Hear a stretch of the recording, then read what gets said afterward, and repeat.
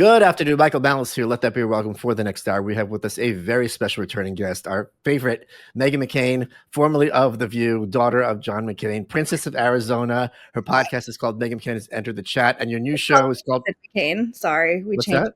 It's called Citizen McCain. We changed it a bit ago. Oh, why'd you change it? My partners that we were working with made us, and now we don't work with them anymore, so it's a little uncomfortable because we like the original name. Podcasting's a bitch, as I told you. Congratulations for anyone who's successful at it. I found it the hardest medium on so many different levels. But I have another show, Meghan McCain's Two-Way Happy Hour. You can find me on the Two-Way YouTube at 5:00 at Eastern Time, Mondays and Wednesdays. So okay, cool. So we have a lot to talk about. So here's something that you don't know that it's going to be back. I'm so happy. Of course. Here's something that you don't know, which just shows how removed from reality I am. Okay. All my friends are so weird and crazy, and they're not all in the public eye at all, that when I need to ask the advice of someone about what normal people think, I go to Meghan fucking McCain. This is how detached and deranged my life is. And one example of this was I was on Timcast in April. Mm-hmm. And I had to make a cardboard cutout of Justin Trudeau's face in blackface. Mm-hmm. And I'm like, can I wear this on air? And I asked two people, Roseanne Barr and you. And Roseanne's like, yeah, go for it. It's hilarious. And Megan's like, you will be ruined. And I'm like, all right, you know what? Yeah. So I listened to your advice on this one. One of the things I wanted, and it's just weird. So what I want to talk to you about is you watch Real Housewives. I don't know. You're on Watch What Happens Live with Andy Cohen.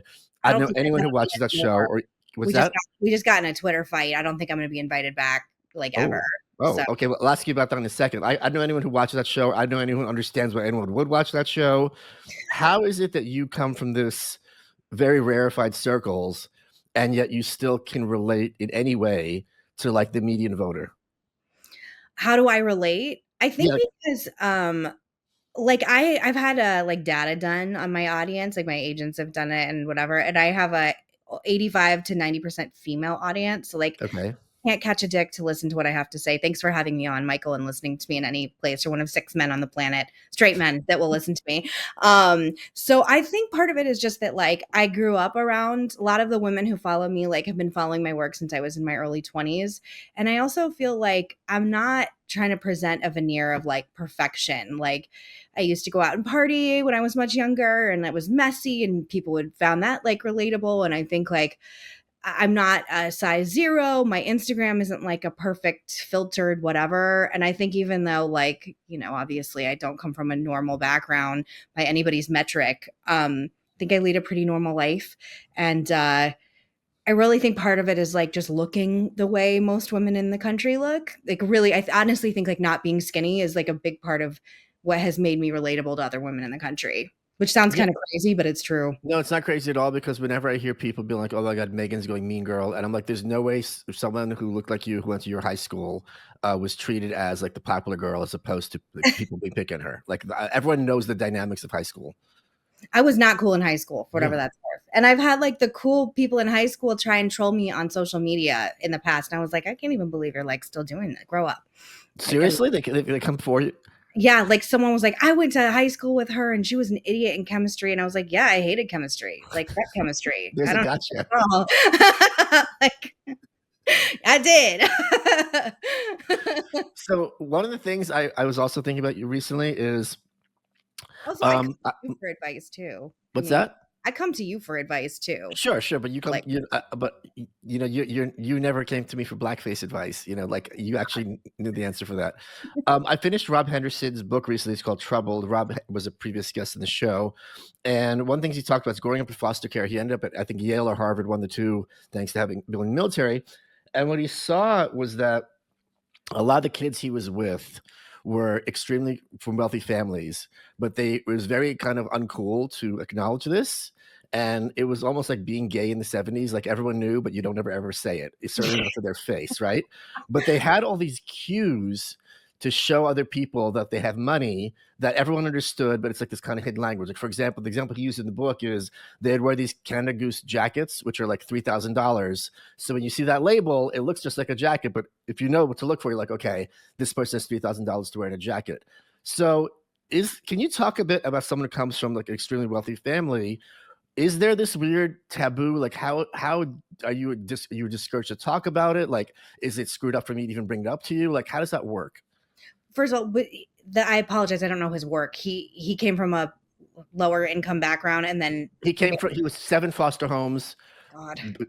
deadbeat, goes to the military, then ended up in Yale. So they're all assuming he's coming from the same circumstances as him. So then he's like, you people are not Similar to middle JD class. Vance a little, like, and that, What's that?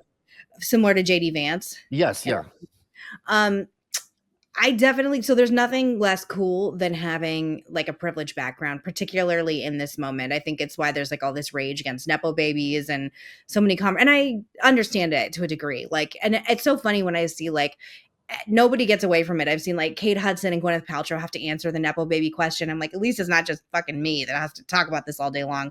But definitely like, my mother is obviously, you can just Google it. My mother's very wealthy. She owns a Anheuser-Busch beer distribution company. And it's something that like people know because all you have to do is like Google it. But it's not cool to have money to come from family money right now. It's cool to make it on your own. Like if you're like a person who like started out and whatever, but to like have family money is really frowned upon. Like any problem I ever have, like I can remember like I've had several miscarriages and I wrote about one in the New York Times and everything was like, well, her mother has money, so why is she even like, her pain's going to be different. And the thing about it is like no one ever feels bad for you. There's nothing that will ever happen to me people feel bad for you about, because they think that I guess having money solves every problem, which it's not like it's bad. I don't have, it's not mine, it's my mother's, but there's definitely if I'm in a room with like 100 people, I can probably clock the rich one.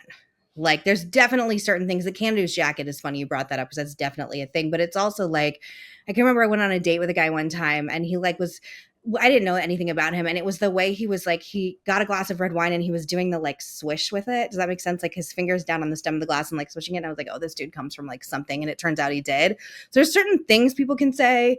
There's certain postures women have. It's definitely real. Like not to like, whatever. I'm not like a expert on all rich people. In fact, like most of the people I hang out with are not, but I can definitely clock a rich bitch, and I can definitely clock a rich bitch by her bag. Is that how women show each other how much money they have? Handbags. Do you want to hear a funny story about a handbag? Sure. But this take a minute. Theranos, like the woman, like Elizabeth Holmes from Theranos. Of course, yeah. So I met her at a McCain Institute dinner in Sedona a while, like when she was still the height of whatever. She had like bodyguards and everyone thought she was like the queen of the ball. I've never seen a woman who could like hypnotize older men the way that woman could make every older man like think she was a genius.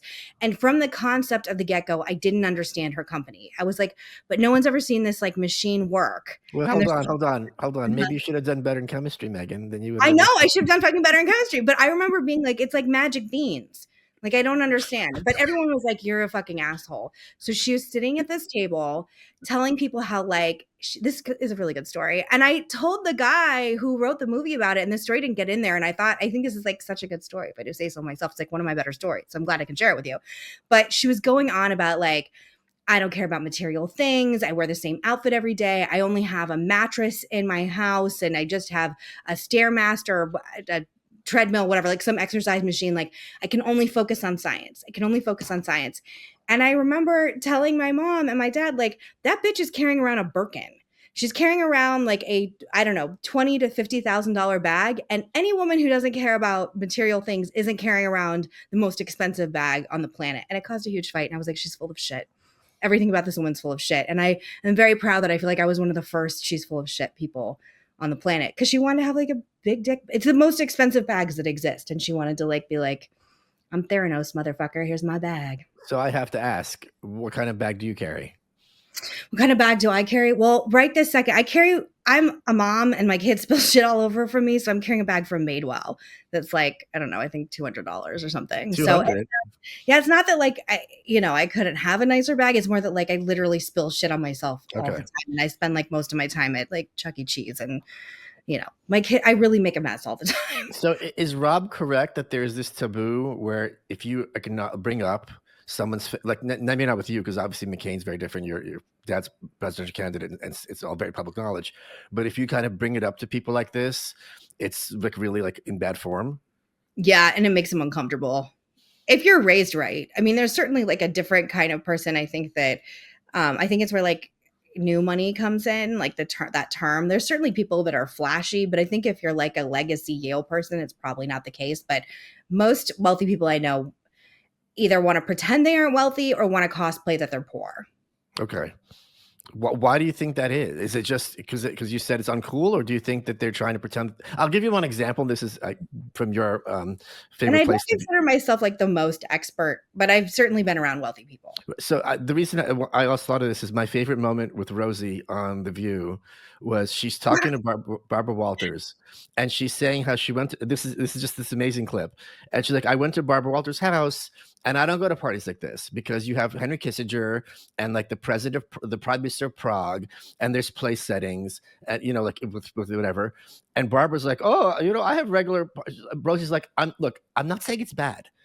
Rosie's like, I'm just saying this isn't how I was raised. Like, I was Sure. raised like buffets, and people sit wherever. Well, Barb's like, well, I've had buffets, and she's getting very, very uncomfortable. And Rosie's like, I'm not yelling. You earned this. You're an icon. You're a Yeah, yeah. legend. And she's like, I have money. I'm very rich. Like, no one's saying anything. And Barbara's just like losing her mind because she's trying to act as if having Picasso's in the living room is I'm just like you and me. And it's this very so it was that exact thing that I wanted to ask you about. Well, it's funny because Rosie, who I know she's like in Ireland and has sort of like banished herself from America. Like I always had really great interactions with her, for whatever that's worth. Like always got along with her. She was actually the first person that warned me that the View was a like cesspool. Oh Um, wow. and she's another one that like she's worth $1 billion and she has a ton of Emmys, but I think people relate to her. And I think it's because like she's been very open about struggles. I think her kids have struggled a lot publicly. She's obviously not skinny either. I think she's just like been through a lot and is very open. And I think if you're like raw and open, people will respond to it. And Barbara Walters, who I did not host with because she had retired by the time I was a host, just in the interactions I had with her when I guest hosted, like she's definitely like was a very wealthy, like, but again, like she's like, there's no shame in it. She earned it. She's Barbara fucking Walters. But this moment right now is very populist. It's very like, and again, look at our vice president. In no small part, he became vice president because of his story, which is very compelling. But there's no Bush, Kennedy. I mean, RFK is a very specific situation. I still don't know if I see him ever being able to be president. But having a last name is actually a detriment now. And Sure. this is something I'm just like, pontificating on. It's something I've been told by political strategists. Like people don't like it. People think you've been handed everything. So I'm not like ashamed, but I certainly like I'm very aware of the tone of the country right now, if that makes sense. Like it's not cool to come for money at all. But what do you think was going through Barbara Walters' head when Rosie was just saying this? Like, why was she so visibly distressed? Because the Like, View audience is very oh, that's why. they're That's it's why, of not a course. wealthy audience. It's a That's sort why, of of middle course. to lower class stay-at-home mom type.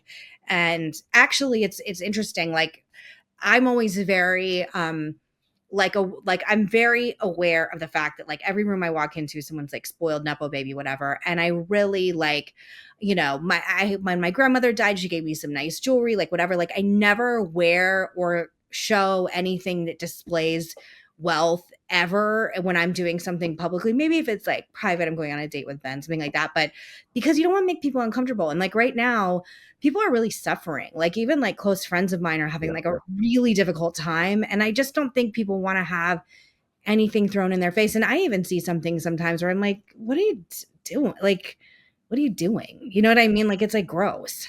But I just do want to give a shout out to Megan's grandma. For those people who don't know, who are too young to remember, in 2008, John Oh my McCain, God. who had been at that time the oldest presidential candidate in history, his mom was still with us. And John McCain, war veteran, had to sit her down and be like, Mom, can you please shut up? Because she was going off on Obama in no uncertain terms and just really And salty about it. Romney at a different time, like because Romney was running in the primary and she like really hated Mormons. I mean, rest in peace. She's passed away. She's died at 108. I think it's okay. It's just public, but like she like said all this stuff like you can't trust Mormons. Like yeah, she didn't. She was I think like 99 or something at the time. Yeah. Even So have passed. just it's just my favorite one of the favorite moments of the 2008 campaigns. John McCain had like that sit his mom down and be like, "Mom, please, you're fucking shit up for me." I think she like called him a Muslim or something. It was bad. Like it wasn't great. Like my grandmother Roberta. Uh, Yeah. rest in peace. Folks, if you're a gold owner, you already know about all the ways precious metals can hedge against financial instability. Clients all over the world have been taking advantage of their gold and silver leases to put their metal in work and grow their total ounces over time. With monetary metals, you can earn up to 4% in their leasing program immediately upon funding your account. High yields are available to accredited investors in their bond offerings. Interest you earn is paid in ounces of physical gold or silver, which you get in addition to any price appreciation from gold and silver during the year. The question is this: why earn in dollars when you can earn in gold? You could be stacking more gold on autopilot while the central planners try to convince you that inflation is somehow good for you. This is a no-brainer for gold owners. Now's the time. Secure your wealth, build your legacy in an asset that the government cannot inflate away. Don't let the Fed be in control of your finances. Go to monetary-metals.com/malice today. That's monetary-metals.com/malice. Let's get back to the show.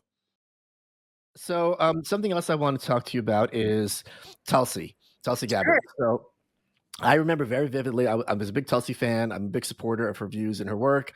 She comes on The View. Meghan McCain has her, Real Housewives hat on, and she's Oh, like, yeah. I'm going to put this bitch in her place. And you open it very nicely, somewhat. You're like, thank you for your service, blah, blah, blah. No, you weren't sarcastic. You're genuinely acknowledging her service. You're obviously military, means a lot to you and your family. And then you kind of rip into her about Assad and all this other Did stuff. not have a good first interaction. Right. And she, first of all, she knew this was coming. There's no question she knew it was coming. I thought she handled it like extremely gracefully and tactfully. But now She is much classier than I am. Like, she's a much classier person across the board than I am. I am a ratchet bitch, and we're very opposite always. But now you two are like joined at the hip. Were you there in the Oval Office when she was sworn in? I was. Right. So can we talk about this? What's the evolution of this friendship? And so she didn't like me either. She just, again, is classy and wasn't public about it. And I remember, like, basically that was a time in my life when I was really not thinking for myself in the same way that I do now. Is pre-COVID. I don't even know if my dad had died at that point. My dad dying really rocked just my worldview in general. And then COVID happened right after. And I got really radicalized like so many other people did. And when I had that first interaction, like, it was bad. Like, her campaign came out and like put a statement about me, and like, it was they did. Like, it was bad. And then Van, I know, it's a really awkward way to meet one of your best friends. Wait, can we say something? Because I made this joke about Biden about, have you ever fucked up a debate so bad you lost your job and your house? And it's like, have you ever interviewed someone so bad that their campaign put out a statement about you? Holy crap. Wow, yeah, okay. I can, again, this is probably all in the bowels of the internet someplace, but Van Jones, the CNN contributor, and he's like pretty famous, we're friends, and Tulsi is friends with him, and he texted both of us at the same time that, like, we're both really wrong about each other, and you actually really remind me of each other. And I was like, what are you fucking, respectfully was like, what are you fucking talking about? Like, we could not, we still are extremely different in a lot of ways. I mean, I think like our core values are similar and we have similar views on the world and like the same things, but she's like extremely healthy, works out every day, like leads a different lifestyle than I do. I gotta interrupt also before you go, because I've met Tulsi, I've spent some time with her. I don't see it at all, because first of all, no, I don't see that you are where Van Jones is coming from for several reasons. First of all, she's a bro. Like, you don't see this on her. Yeah, you totally. don't see this on TV. It's like, oh, this is the one girl who's with the dudes, because she's from the military. Like, it really comes through in person. And she also has this kind of shooting and hiking and all those. Yeah. There's also this kind of standoffishness about her, and this kind of regalness about her, and you're just like, come on, let's go get ice cream wearing overalls. So you would think she's how people think you are. I think that there's this kind of like air about her that you don't really have. I mean, thank you. I think she's shy, like, and she would be like open about saying she's shy. So I think that's like, but I agree, she's very regal. Like, she definitely, like, if someone told me she was like a princess in her past life, I would believe it. But how we ended up connecting was Van said we have a lot in common. We should have lunch. And when right around that time, I had just, again, been public about having a miscarriage for a lot of different reasons. And I was going through like a lot of fertility shit. And she texted me and was like, Van said we should maybe give this another shot. And I would love to have lunch with you after I'm coming on The View. It was like in a few weeks. Cause again, some time had passed since the first interaction. And I was like, at that point in time, I was like very lonely, very isolated, going through this horrible trauma. Anyone that's had a miscarriage is fucking brutal. Um, and just still like just physically recovering, and just like on The View, I just felt like I was losing my mind because I was so isolated and being told I was like evil every day backstage. So she texted me and I was like, you know what, fuck it. Okay, great. And Ben, of all people, my husband, was like, you're really misreading her. Like, she really loves America. She's in the military. I agree with Van. So we ended up having lunch after she came on The View. It was a much more happy, polite experience when she came on. And then we ended up having lunch for like, it was like 4 hours. And I was Oh, like crying. And she basically opened up, and I'm not speaking out of turn. We did an interview about this about a year ago.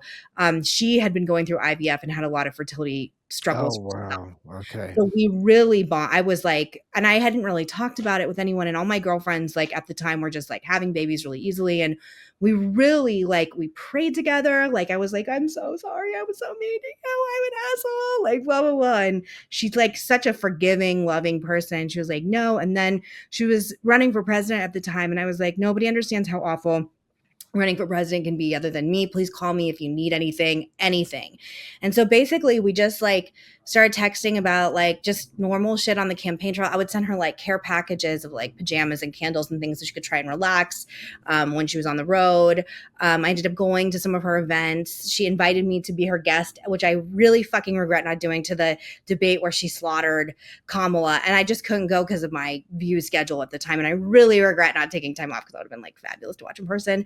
And our friendship just grew over time. And that was like, it was in 2018. So it's 2025, however long that is. And we just became really close. And then one of the things we really bond over is people really love us, but people also really hate us. And we both feel like misunderstood, I think, by the media, and have been really targeted for all the wrong reasons. And we really bonded over that. And she's just like, I feel very privileged that I get to have this kind of relationship with her, because she doesn't let a lot of people close to her. And she's just funny and fun and kind. And I can always rely on her when it doesn't matter. Like, she's like been in India and Thailand and traveling right now. And I can still text her. I had something happen that I need her advice on. She'll always text me back. Like, she's just kind, and like, she makes me feel really safe and seen, which I think is a hard thing in any friendship. And I love her very much. And I really regret ever being mean to her. I was, but again, like, we all evolve and change. And, even on her meeting with Assad, I've evolved on the way I view it. And I've evolved in the way I view American wars. Like, I think so Yeah. many other people have. So, and I'm lucky that you and other people like her have shown me grace to evolve. But Is it's there just anything else you because want to know? yeah, well, yeah, there's a lot to ask here because one of the questions people are like, "How are you friends with this her?" I'm like, "Isn't it a good thing that I have Meghan McCain's ear, and when we talk about like foreign policy, that she's actually listening to me? Isn't that what you would want? Like, that's how you persuade people." So that's the big question. When you said you guys are, Van Jones says you guys are similar people, which I still don't see. Um, her big claim to fame is foreign policy and being very anti-interventionist, and you're kind of one of the things you're very known for is having that strong, robust American military, and I wouldn't know if you use this term, but like kind of policeman of the world, and having this Pax Americana. So have your views changed on that? Like, what's your thinking at now? a, a few things have happened. The first and foremost is that my brother Jimmy deployed for the first time when he was 17 and I was 19. And he has done more deployments than I can honestly count. I think it's somewhere like 10, maybe give or take. My brother Jack also went to Afghanistan. My brother-in-law served multiple tours. My sister-in-law is in the military. My other sister-in-law is in the military. Like, I'm just completely surrounded by people in the military who've gone on deployments. And he actually talked to me a few years ago, and he was like, I just don't think you understand what you're saying. I'm the most isolationist, anti-interventionist person on the planet because I was lied to about the wars I went to fight in. And Wow. yeah, I mean, weapons of mass destruction is like a big thing, obviously, Of for course. like, what do they call them? Like Generation Kill, the Afghanistan, Iraq veterans. And I think the war went on for so long. And, I think really it's my brother Jimmy that has made like the most significant impact. And my brother-in-law Ellis. No one, I mean, when I say they will do almost anything not to go to war. I mean, they will do almost anything not to go to war. Like their first response is normally like, is it America's business? And I agree to a point, but like there are obviously situations like I'm still a supporter of like helping Ukraine. But that's a big one. It's just like the personal part of it, you know, like, and I've seen this full blown sacrifices he's had to make with his wife and just, you know, I mean, not to get like too dark, but he had a good friend who I loved, and he was so kind. And, you know, we spent a really wonderful New Year's, like partying and having fun with him in like 2011 or 2012. And, he committed suicide shortly after. Oh, So it's like, I have also, even though I'm like, you know, what Nepo baby, whatever, it's not like we haven't experienced these type of things. So that's a big part of it. The second part of it is when I see people like Bill Kristol, who I used to really respect and really think were really smart, completely lose their mind in this way on social media and in real life, saying things about Trump that like, I'm always like, if Trump didn't break my brain, what's your fucking excuse? Um, I just don't trust their judgment because I don't think they're living in the world that we're living in. And I mean like reality. And I also feel like, again, I wouldn't never describe myself as interventionist or anything like that, but I also know that like my point of view is wildly out of touch with where the American public is.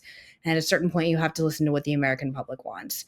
And again, like there's certain specific, like I am a big supporter of Israel. I think we should always have Israel's back, particularly after October 7th, and like, you know, fuck Hamas, like whatever. But there's other situations that like I really listen to my brother first. So I yeah, hope an explanation.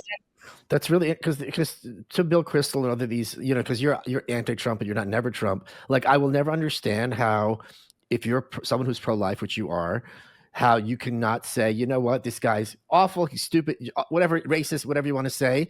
He overturned Roe v. Wade. Like that's the big one. Like this Yeah. is the crown jewel for the pro-life movement for a very long time, saving the lives of the unborn. So I don't understand how you can think this guy's the worst person who ever walked the face of the earth, how you can't give him his kudos for making that happen. Like that's clearly what everyone wanted from the pro-life side. It's my problem. And I just don't understand it from people like Liz Cheney and like Adam Kinzinger, who, by the way, just continues to go after me on social media in with a way that seems just like pretty unstable. Liz Cheney, you understand it. Liz Cheney's a very bad person. Well, I don't know her, just for whatever. Like I don't know her at all. And Mariah Carey, I don't know her. I don't know. Well, I think people maybe assume like, you know, I don't think I've ever even met her, but like there was a certain point like early in the beginning, like early when she was first a congressperson, I was like, oh, maybe she can be cool. And then when you make hating Trump your whole identity, and like you said, you can't give him kudos for things like, for me, Roe v. Wade, like him signing this bill to ban trans athletes in women's sports, like an issue that's been extremely important to me. Like I take Trump in a case by case basis, and like him appointing Tulsi to DNI, like I fought really hard for her. I'm so excited, so happy. Like I give him his wins when he has earned them. And I don't understand why people like Bill Kristol and Liz Cheney can't be nuanced enough to do that. And also like, why are you not reflecting on why the American people love him so much? Why they trusted him? Like this isn't just about me and I feel like if I want to be a good commentator and be someone that people still trust and listen to, I have to be intellectually honest. And I don't find any of that stuff intellectually honest. And I don't believe democracy is on the line with him in power. I just don't believe that. Because honestly, fucking democracy was on the line that I had a president with mashed potatoes for a brain, and God knows who was running the country for 6 months. You're laughing, but it's true. Who the fuck was running America when Biden was in office? You know, and it got exposed at a debate. And then what if that debate had never happened? Would you just have a shadow president like Weekend at Bernie's? Like you're telling me that like Trump is worse than that? Sorry, I don't believe it. But it was also funny just to speak to how screwed up the corporate, not malevolent the corporate press is. Biden stepped down after that debate from the nomination, but there was never any questions about why is this guy not resigning? Like if this was a Republican president, literally every day there'd be, oh, sources say 22nd Amendment, or why is this guy still in the White House? Every little rumor would be top page news, front page news in the New York Times. They never even acknowledged why he stepped down. Like they never made him say it. He like said, okay, I'm stepping down, but there wasn't like, they didn't ask Karine Jean-Pierre, why is he stepping down? They said, oh, he's not going to do well. Okay, why isn't he doing well? Say it. Like they won't. They say he's non-compos mentis. Like he's really feeble and infirm. And then, I mean, I remember, and I'm sure you had this happen too. Like I remember hearing crazy rumors about him, like during when he was in, because DC's very gossipy, you know. And I remember just hearing crazy shit about Biden and being like, if that's true, we are like What the are some of the country. things you heard? Just that, like, same thing, like he was falling asleep very early, that he couldn't Sure. sit. Like, I had friends of friends, a very dear friend's husband was in a meeting with him and basically came back. I asked her and she was like, he's terrified.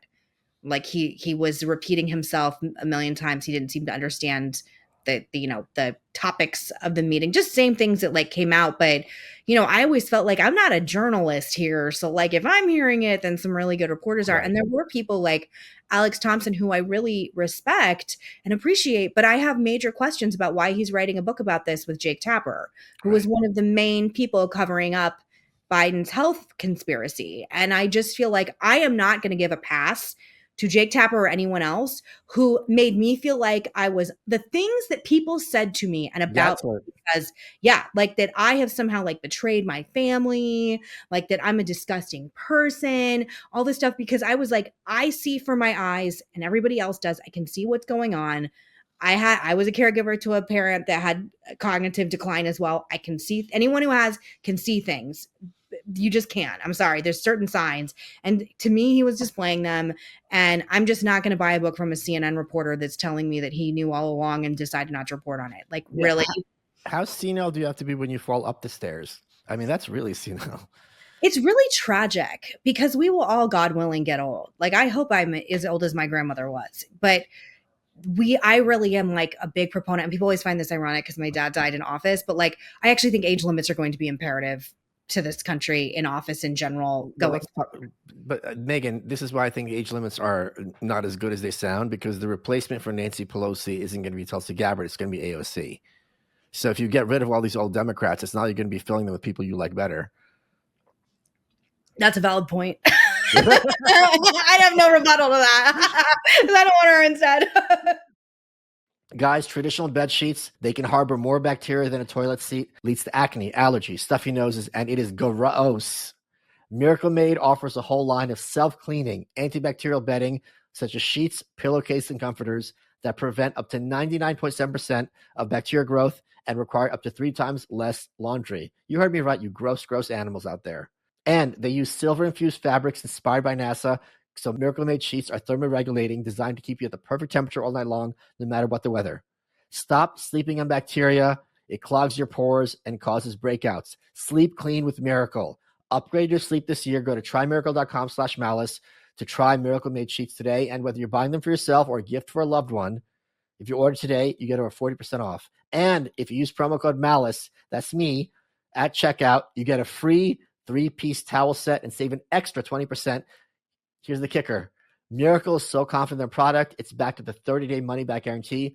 If you aren't 100% satisfied, full refund. How can you lose? You can't, even though you're a loser. Trust me. Upgrade your sleep with Miracle Made. Go to trymiracle.com/malice. Use code MALICE to get your free 3-piece towel set. Save over 40% off. Again, that's trymiracle.com/malice. Treat yourself. Thank you, Miracle Made, for sponsoring this episode. Let's get back to the show. Let's talk a bit about going to the Oval Office with Tulsi. Were you nervous about going there? Do you think it was going to be awkward? Very. Okay, let's talk about this. Very, very nervous. Very nervous, Michael.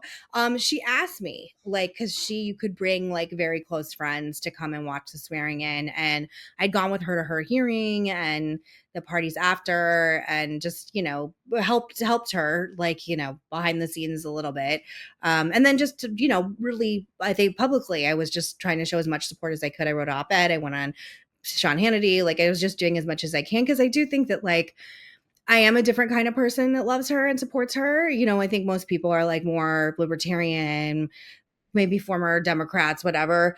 And I love her and I'm so proud of her. But when she asked me to go, I said, I don't know if this is a great idea because I don't want to be a distraction. Sure. And I don't consider myself a dramatic person, but drama really does tend to follow me wherever I go, Michael. Like I'm like a Real Housewives character.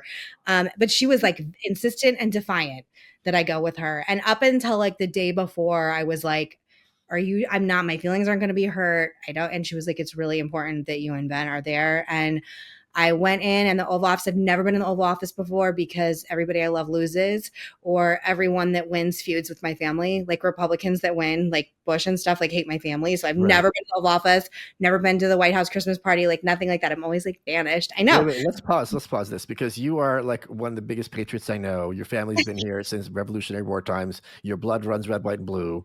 So, and it would be the same for me. Like to be in the Oval Office, this is like sacred ground, even though I'm an anarchist, but it's like this is America, what America should be at its finest, like the idea. So, was there that must have been that moment of awe for you? Well, they take your phone when you go in. Again, I'd never been before. They take your Right. phone. You're in like a waiting room. It's like right outside the Oval Office. And I was there with just, some of our other friends and her family. And I was just like, this is wild. Like Yeah. this right is like fucking wild. And I was very nervous. And then you go in the Oval Office and she had, quite a few people with her. And there was a press corps in there as well. So it was like kind of tight. And there was also the fireplace was lit because it was cold that day, but like a lot of people in a room and a fireplace, like it gets warm. And I was like so overcome with like just awe of the experience and being in the Oval Office and watching her get sworn in. I cried the entire time. Like my mascara was all over my face when I left. Like I just was really overcome with the moment and seeing her and like being like 5 feet away from Trump. And we locked eyes quite a few times. And I have to say, he's been like a total gentleman to me before this and after, like through his people, like beyond nice.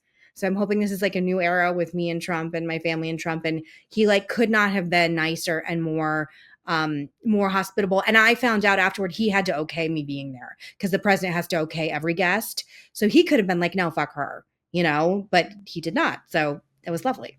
So, okay, wait. Let's break this down a little bit. Like was that the first time you were in the same room with him? Yeah. Is that the first? Yeah, I think so. Yeah. So what's going through your head when he steps in? You're like, holy shit, it's Donald Trump. Just that, like, it's like Elvis or something. It's like he's just such a larger than life figure. And he's also just like a tall man. Like I didn't realize he's like quite as tall as he is. He was making fun of the press. He did a press conference after she was sworn in, and there was a guy asking a question, which is like a really dumb question that even I didn't understand. And he had an accent, and President Trump goes, "Who are you with?" And he goes like AFP, and he goes, "What is that?" Because I thought the same thing. Like, what is that? And he goes, "It's something French core." And he goes, "Oh." Like, and I laughed in the back because I was like, oh my God, he's like joshing this like French reporter. And then somebody else said something and he was like, this is why people like you aren't good at your job. And I was like, this is the best show I've ever seen. Like, just trash the press in front of me in the Oval Office all day. I will sit for hours watching this. And it was just like crazy and it made me feel really patriotic. It was very overwhelming. I was exhausted, by the way, at the end of it. Like I went home and took a Sure. nap after, and there was a dinner for her that night. But I was like, oh my God, there's so much energy in the Oval Office and in here. But it was a really amazing experience. And like I said, I'm really very grateful that Trump didn't say he could have said no. And this is why people say that he's changed since he had his assassination attempt. I think his inclusion of me and Ben is like an example of that. I made the comment that I think it's like a cartoon that they shot his ear and it flicked the switch and now he became based. And then people like, what happens if you shoot him again? They're like, no, it's the reset button. And I also made the comment several times recently that there was the conspiracy theory in 2024 that Biden had been replaced by a double, like me and Rogan talked about it. But that also, I'm like, I think Trump said, what's that? Is that true? It's not. I It's didn't know like that. there's like footage where it looked like he was like 6 inches tall, like different sizes. It was the angle, I think. But I think this is a body double because this is not the same person who we all were with president for 4 years. Like the thing, if everyone who's a Trump supporter, if you set them down in like November, they're like, all right, if he does 1, 2, and 3, I'll be happy. Like I've realised my expectations. I know what he's up against. We've been through this before. Look at the alternative. This is just not a hard choice for me. But he got those 3 things done in the first week, and he kept going. And everyone's like, what is going on here? Because we've all been around politics long enough. This is the first president who has over delivered. That's never happened before. They promise everything. They come in. Bill Clinton, day one, I think it was. He's like, "Yeah, I promised I wasn't going to raise taxes, but I have to." Like it was like the first week. Yeah, read my lips, no new taxes, and then he did. Yeah. Yeah, So I really, I mean, I hope it. I'm sure it's gonna piss some people off. I'm really enjoying this Trump years. I'm really enjoying Trump 2.0 on a lot of different levels. Like I feel like this is like, especially like in my life, because I've just been like shit on for so long for being a Republican. Like seeing that it's like socially like you're like a kind of a, you're an uptight loser if you're a liberal and you're a Democrat. Like Right. to see like being in the cool kids, to see like culturally so many people come to the culture issues that I've been on for so long. Like I'm really enjoying the second Trump term. I hope that doesn't sound weird to people. I'm sure to some people it does, but just on a political standpoint and cultural standpoint, like keep doing what he's doing. I'm really enjoying it. So I'm assuming you didn't vote for him. I did not. No, I wrote in. Here, Like an asshole. I But think you know what? I think Joe Biden wrote in his own name, don't you think? Probably. Had I not had the Family Feud, I would have. But I felt like it was karmically. I felt like it was karmically it would have been a bad thing to do for my just own family karma. But politically, that is not a hard choice for me between him and Kamala. And I think it's also not a hard choice for you between him and Trump 1.0. I like this. Obviously, I like this version of him much better, and I feel like I understand it more. I think everybody does. And I really just, it's fucked up a little bit, but the schadenfreude I'm getting watching Democrats just, wiggle like a worm on a hook, and seeing that like, the issue of trans athletes in sports is like the third rail that if you grab it, you know what's going to happen. That's the issue. Andy Cohen's pissed at me and will never probably talk to me again. Yeah, let's talk about that. Sure. So I put a tweet out about the volleyball player who was invited to it's not the State of the Union, the national address that, Okay, sure. whatever that Trump did. And I had met her at a IWF women's event that was a rally for keeping biological men out of female sports. And I met her backstage and she told me the story of being hit in the head with a volleyball by a biological male player. And she had brain damage and she was in the hospital and it obviously like ruined her athletic career. Oh my God.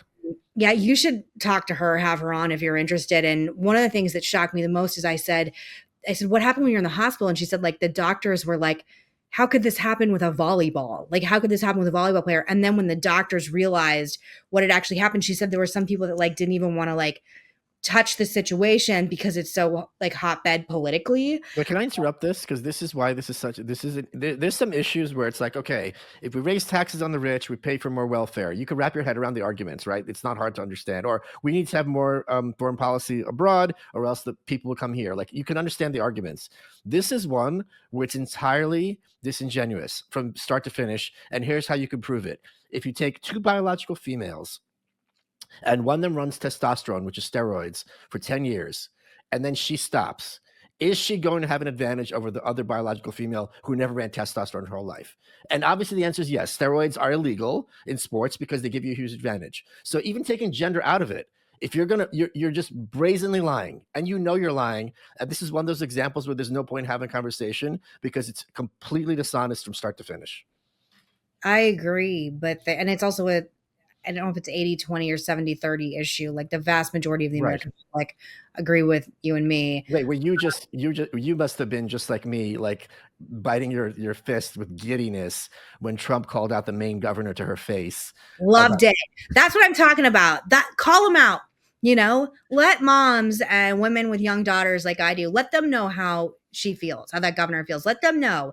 And the thing that I don't understand is, so she had brain damage, this volleyball player, and still to this day has long-term effects. Like she told me she has like dizzy spells, still issues with vision. Like it's a fucking horrific story. So I put a post on my Twitter about it, and Andy Cohen answered like, and I don't remember verbatim, but it was like, surprised to see you with your former LGBT allyship, like being part of transphobia, like you're attacking. Hold on. It's not phobia when someone has brain damage. Well, it's not arachnophobia if I've got bitten by a spider, my arm fell off.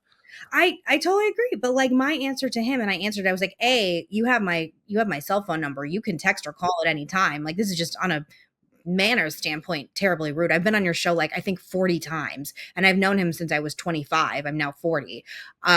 So I was just shocked that he would just be so rude. And then my question to him and people on the other side is, okay. Can I interrupt? You know what I bet it is? I bet you he gets shit every day. Why do you have her on? I agree. Terrible. So he has to publicly distance himself from her. The same thing. He has to cover his ass because he's had me on his show. I totally agree with that. Clearly. He ended up calling me and apologizing. He didn't apologize publicly, but he apologized privately. I mean, not for he still disagrees with me on the issue, but for Sure. doing it publicly. So, there's that. Would have been better to have a tweet publicly, but, whatever. Can't anger your base. So my Also, hold on. It's also disingenuous because there's lots of gay men and women who think this is bullshit. So don't pretend this I agree. LGBT that 100%, even I don't even know what the percent is, who would think, yeah, this is fine. Look, you and I are on the same page. And But also just for the audience, like it's so phony. I agree. And my question to him and to all the other people on this issue. So, okay, so she had brain damage. So how many women getting brain damage is okay with you? 5? Like, my thing is, like, why is violence against women, long-term violence against women, sacrificing a handful of women? Because they're like, Wait, hold on. Megan, you were Yeah. co-host of The View. You gave women brain damage for years. So now you've kind of flipped the script because Trump's president. Is that where we are? Low fucking blow right there. It's a low blow, Malice. It's a low blow. I just do what I can. I've got to atone for my time on that show somehow, giving people. Do you want to hear something really funny? Cool. I had a Venmo that was my real name for a while, like stupidly. I don't know why I did it, and people found it. And someone tried to Venmo me, requesting $100 for emotional damage for being forced to watch The View with my grandma. And I almost gave them $100 because I thought it was so funny. You should have, yeah. Yes, but then you I should have said, "Here, take her to dinner." That would be a nice gesture. But my Venmo is now private. It's a different name. But at the time I was like, I was like, okay, that was pretty funny. Anyway. So Andy, I don't know what I was saying. We're talking about Andy. Oh, just that, like, I find so much of this, like, deep rooted in, like, misogyny. It's like, so a few women getting brain damage, a few women getting physically hurt. Like, what about, like, he has a daughter. So, like, if that happened to his daughter, like, you're okay with it? Like, we can sacrifice some women for this, like, weird, like I said, something that I find just completely, deeply, not only intellectual, but immoral. Like, I just find it so fascinating that some people are like, so she got brain damage and she was hospitalized and I believe in a coma. It's fine. It's fine. And also, this is volleyball. It's not like football where you're expecting, sometimes you get tackled really hard and shit fucks up, or boxing. Yeah. I believe the video is online. I believe the video of her getting injured is online. But hearing stories like that, and just like, I've gotten to know Riley Gaines and a lot of these athletes in this space, and Jennifer Say, who, left Levi's as the CEO over, anti-woke stuff too, and is a big proponent on this issue. And but that's the one. If you grab that third rail and you come out on this side of it, you'll never get invited to watch what happens live again. Podcasting isn't just about talking. It's about growing, engaging, and monetizing. And that's where Podcast One Pro comes in. Whether you're an independent creator or a major brand, Podcast One Pro gives you the tools you need to take your podcast to the next level. We're talking about premium hosting, advanced analytics, dynamic ad integration, and expert distribution, all designed to maximize your reach and revenue. Plus, with access to Podcast One's industry-leading network, you'll be connected to top-tier advertisers and a massive audience. It's time to go pro and turn your passion into profit. Visit podcastonePro.com to get started today. Podcast One Pro, the power behind the podcast. Let's get back to the show. I feel like they have to have this stigma, because if there was any remotely honest discussion this issue, it's not an issue. Mm-hmm. Mm-hmm. It's so unambiguous. Why die on this hill?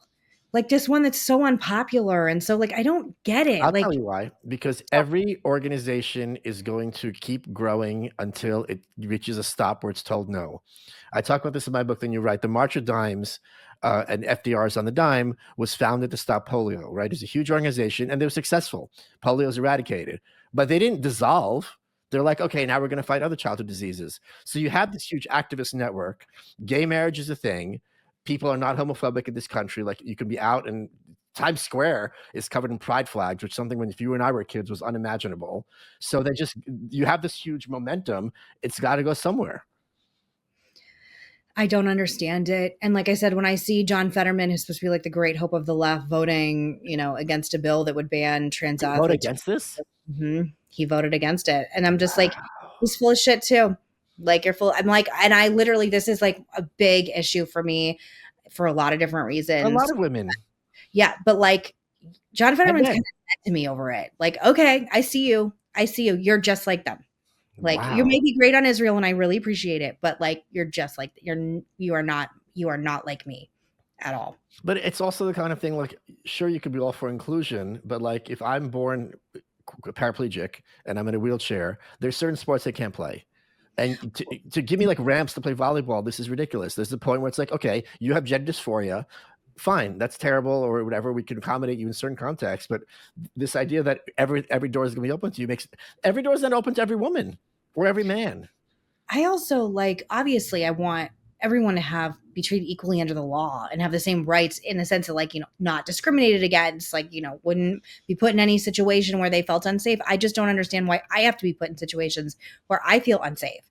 And it seems like there's just, it's crazy to me. And I really have been really disheartened and saddened by so many people that I have seen so much cowardice on this issue about. And Jennifer says, because she used to be an athlete as well, that like being a high level elite athlete, like it's meant to be exclusionary. It's only for the best of the best. So like the idea that like we're going to accept everybody and like, you can take some hormones and then you can beat all the girls, like it's just bullshit.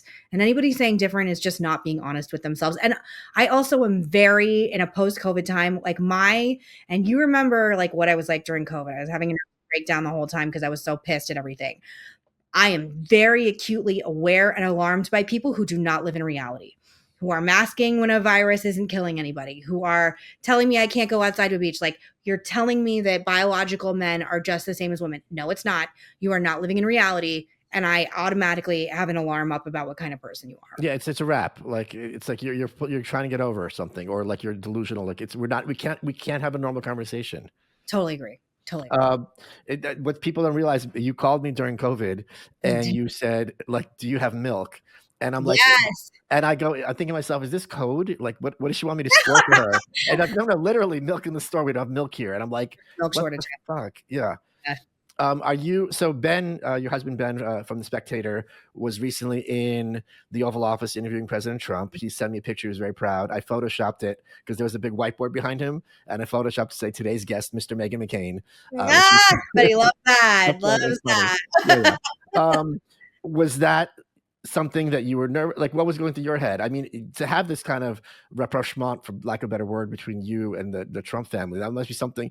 I know you hold grudges. I hold them too, but I feel like, given that this is America that's at stake because he's the president, I feel like this is a grudge you'd be happy to bury. I will never like forget, but I'm happy to have this over. It feels over to me. It really does. Like, for a lot of different reasons. And again, like, I don't want to, I've been asked not to say, so I won't, but like his team has sent us messages from him and to me. And again, I just don't want to say it because like I think it's off the record. But I think when Ben went to the White House, look, I love Ben and I want him to be successful in getting an exclusive with any president. If he had gotten one with Biden, I would be just as excited. It's crazy. I will say I helped him workshop questions the way he does with me before I have big things.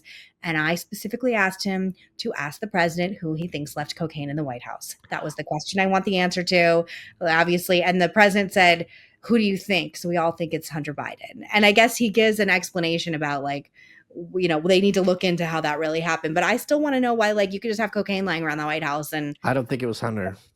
You don't? I do. Who do you think it is? I don't, because I don't think it was found in the personal area.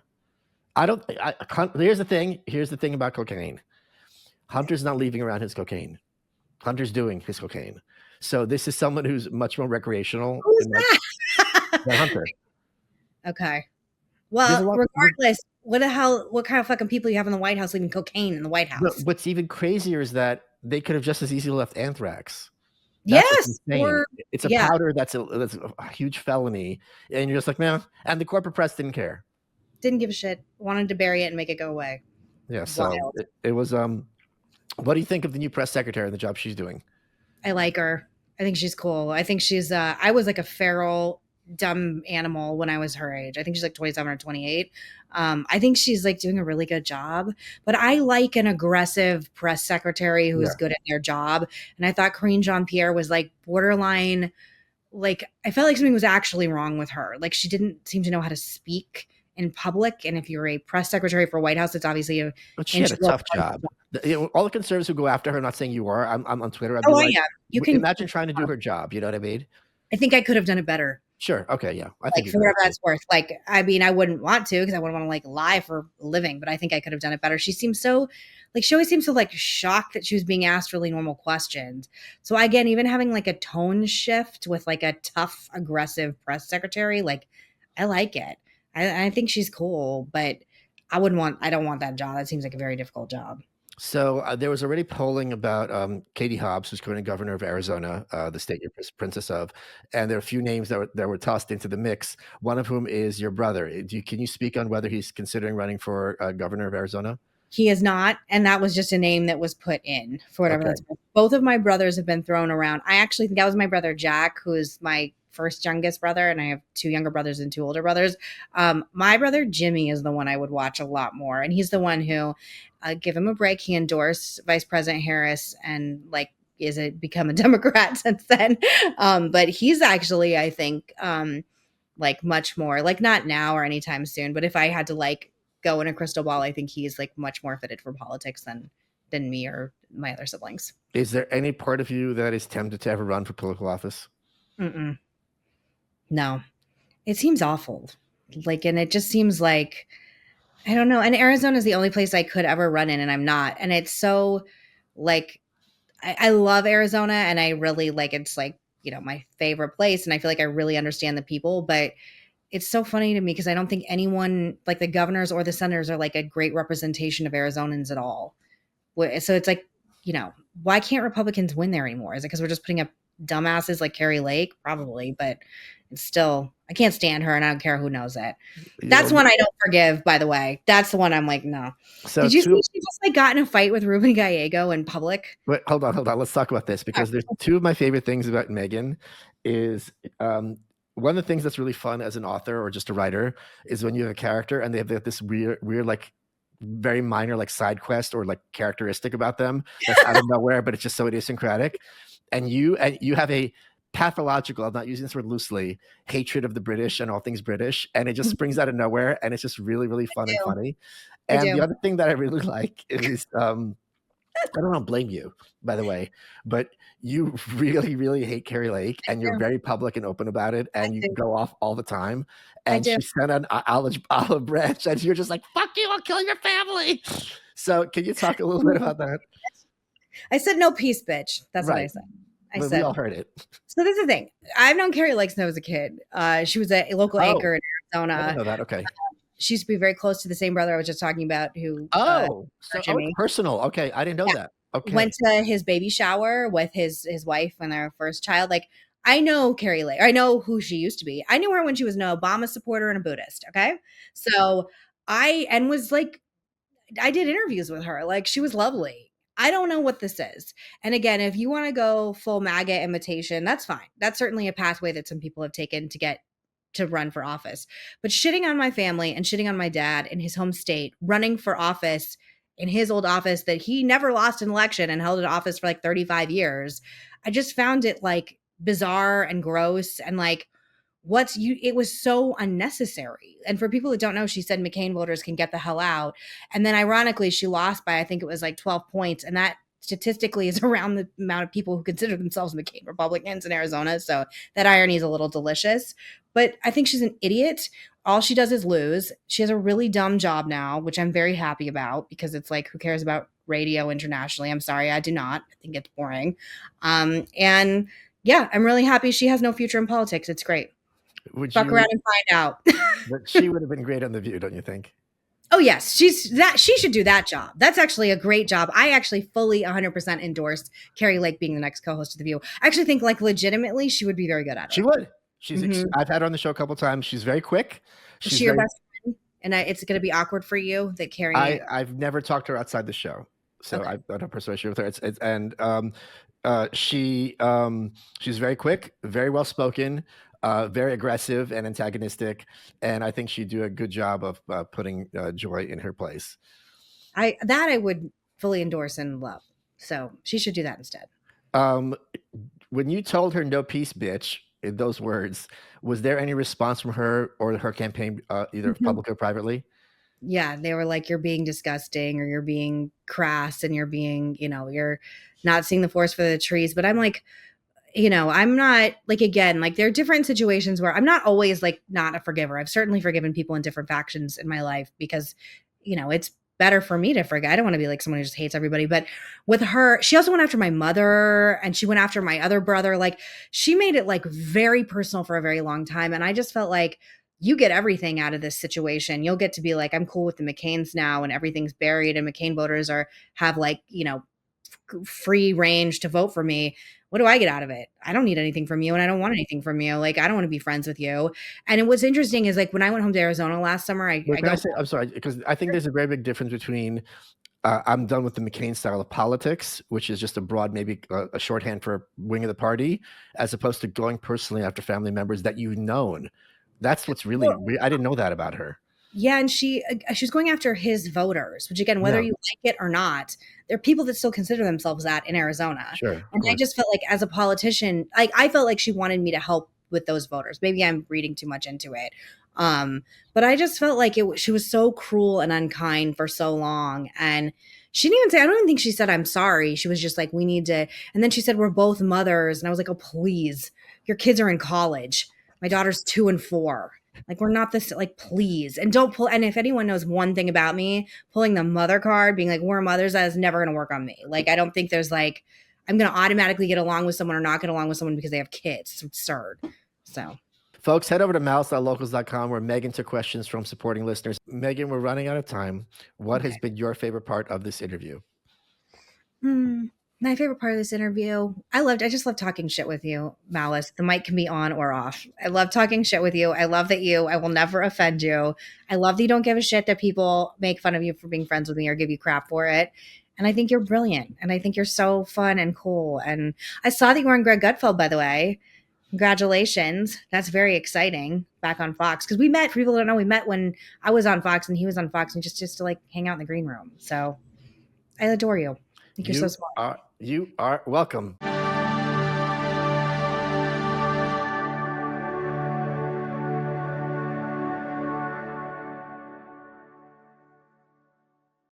Pluto TV has all the shows and movies you love streaming for free. That means laughter is free with gut-busting comedies like The Neighborhood, Boomerang, and Ferris Bueller's Day Off. Bueller. Mystery is free with countless cases to crack from Criminal Minds, Tracker, and Matlock. I'm a lawyer, like the old TV show. And thrills are free with heart-pumping hits like The Walking Dead and Pulp Fiction. Correctamundo. Feel the free Pluto TV. Stream now, pay never.